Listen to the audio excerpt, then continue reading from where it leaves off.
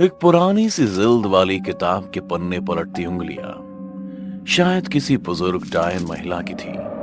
सामने जमीन पर बैठे कुछ शैतान के बोने बच्चे उस बुढ़िया से दुखी होकर पूछ रहे थे, फिर आगे क्या हुआ?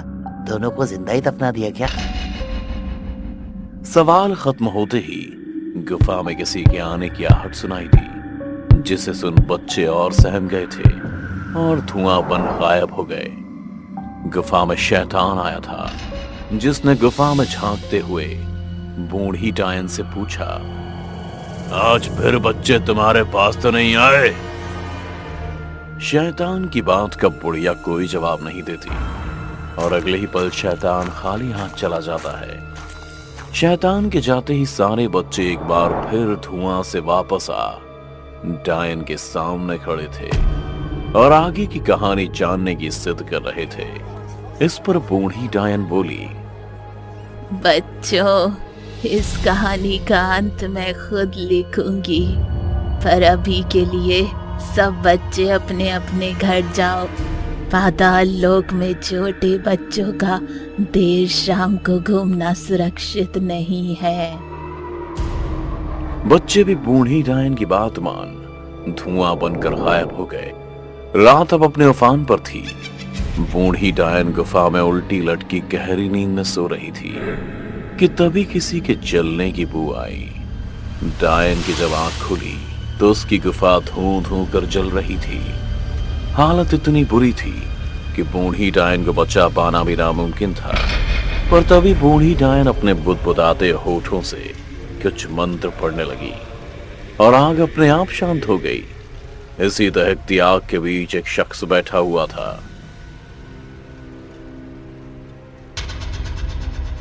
पाताल लोक के बीचों बीच एक लड़का और एक लड़की को प्यार करने के जुर्म की सजा दी जा रही है। लड़का धरती लोक का है और लड़की पाताल लोक की। दोनों लोक के कबीलों के सरदार को यह रिश्ता पसंद नहीं था, इसलिए दोनों को सजाए मौत का ऐलान कर दिया गया। लड़की की मासूमियत देखकर कोई ये नहीं कह सकता कि इंसान नहीं है।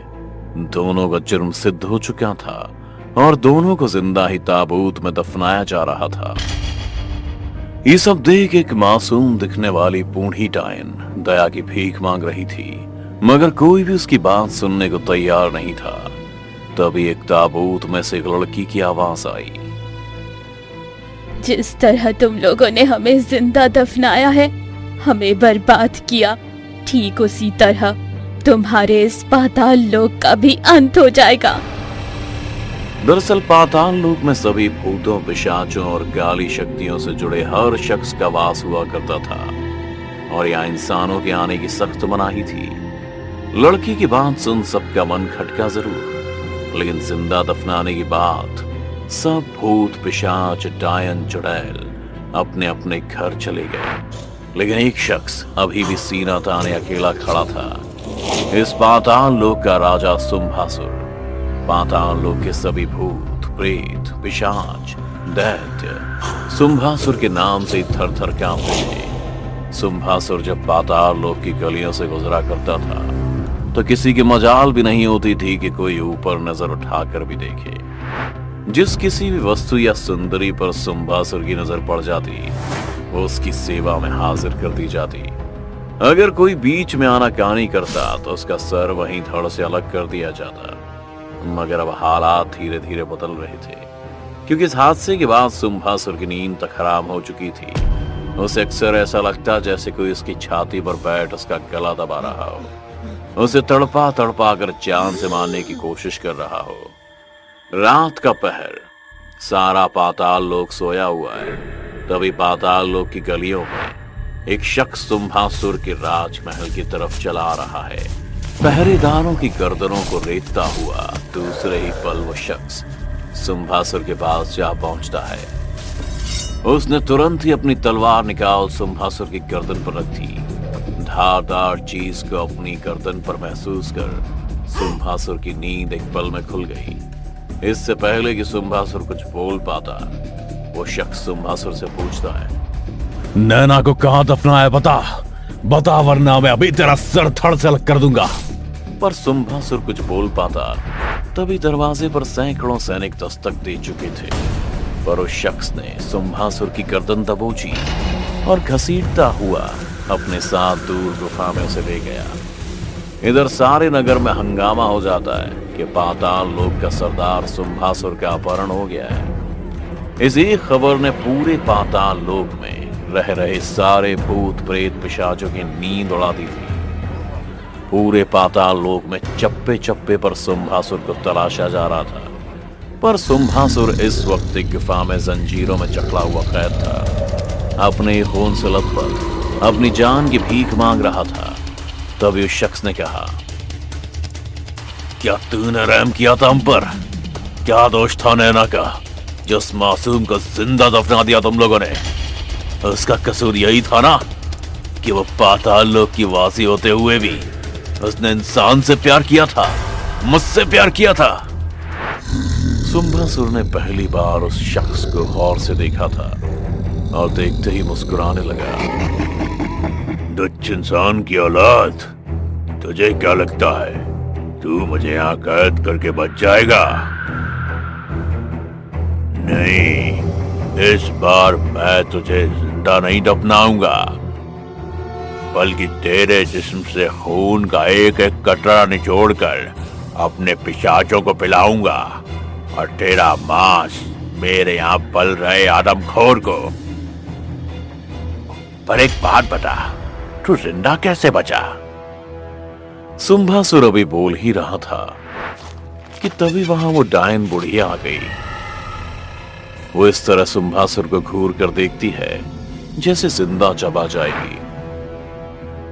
मेरी लाख मिन्नतों के बाद भी मेरी फूल जैसी बच्ची नैना और इस शख्स को जिंदा दफनाने के बाद जब तेरे आदमी वहां से चले गए, तब मैंने इस आदमी की औलाद को बचाने का फैसला लिया, क्योंकि मेरी बेटी तो दफन होकर भी मर नहीं सकती।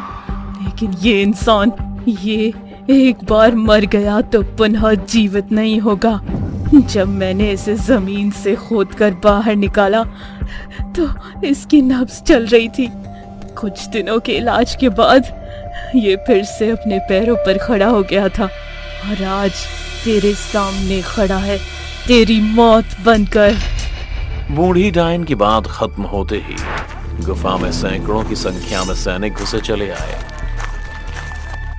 तभी वो शख्स तुरंत ही अपनी तलवार उठा सुंभासुर की गर्दन पर रख देता है। सुंभासुर को सैनिकों के बीच से घसीटता हुआ गुफा के बाहर ले आया। गुफा से बाहर आते ही जाने सब लोग कहां गायब हो गए, किसी को पता ही नहीं चला। सुंभासुर को घसीटता हुआ वो शख्स उस दिशा की ओर आगे बढ़ ही रहा था जहां नैना को दफनाया गया था, और हर 4 कदम के बाद वो शख्स सुंभासुर से वही सवाल पूछता जो वो अब तक पूछता आया था।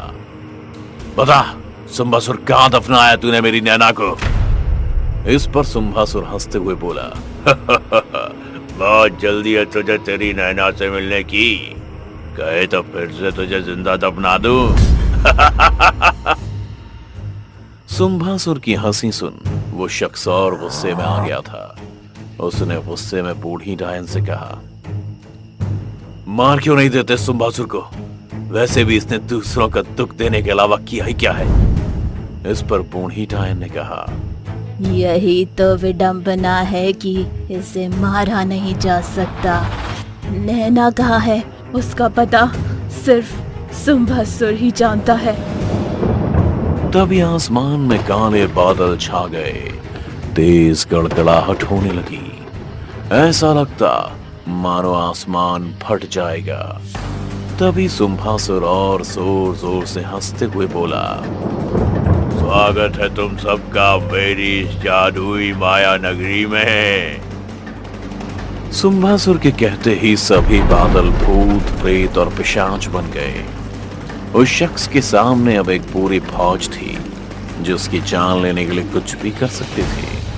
भूत प्रेत और पिशाचों ने उस शख्स को घेर लिया और अब सुंभासुर की जंजीरें भी टूट चुकी थीं। सुंभासुर ने आजाद होते ही अपने भूत प्रेत और पिशाचों को आदेश दे दिया और अगले ही पल सब के सब उस शख्स पर टूट पड़े।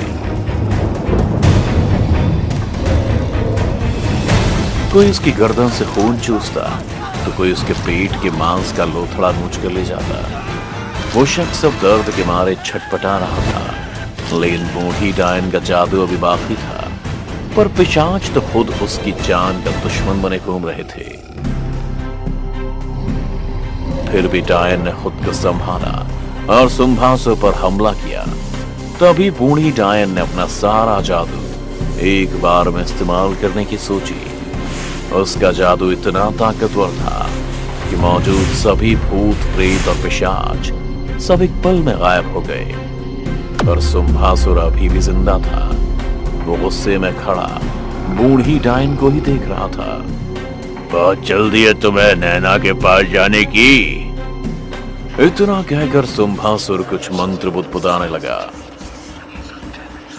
जिससे अचानक ही एक धुएं का अंबार उठा और उसमें से नैना निकल सबके सामने आ गई। वो जिंदा तो थी, मगर ठीक तरह से ना तो बोल पाती थी और ना चल पाती थी।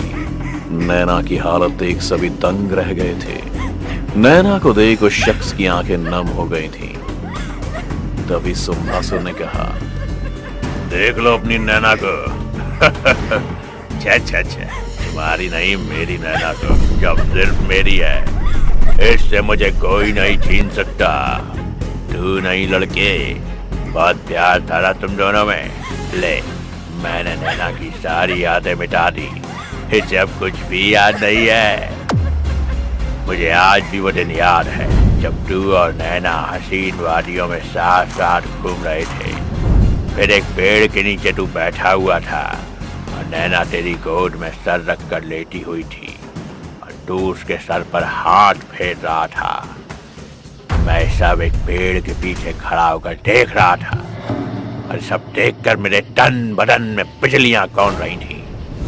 तभी तो मैंने तुझे और नैना को अलग करने का षड्यंत्र बनाया था। हाँ, तुम दोनों को जिंदा दफनाने की सजा दिलवाई थी। ये कहते हुए सुम्भासुर ने आलोक की गर्दन पकड़कर उसे जमीन से ऊपर उठा दिया। मगर तुझे बचा दिया इस चुड़ैल बुढ़िया डायन ने। खैर कोई बात नहीं, जो तब नहीं हो सका वो अब होगा। हर चोट के साथ सिर्फ नैना को ही देखता, पर नैना को कुछ भी याद नहीं आ रहा था। यहाँ तक कि वो अपनी माँ को भी भूल गई थी। इधर बूढ़ी डायन भी आलोक से बचने की लाख कोशिश कर रही थी, पर सुम्भासुर पर डायन का कोई भी जादू काम नहीं कर रहा था। आलोक को पूरी तरह से अपाहिज कर सुम्भासुर सीधी डायन की ओर बढ़ा।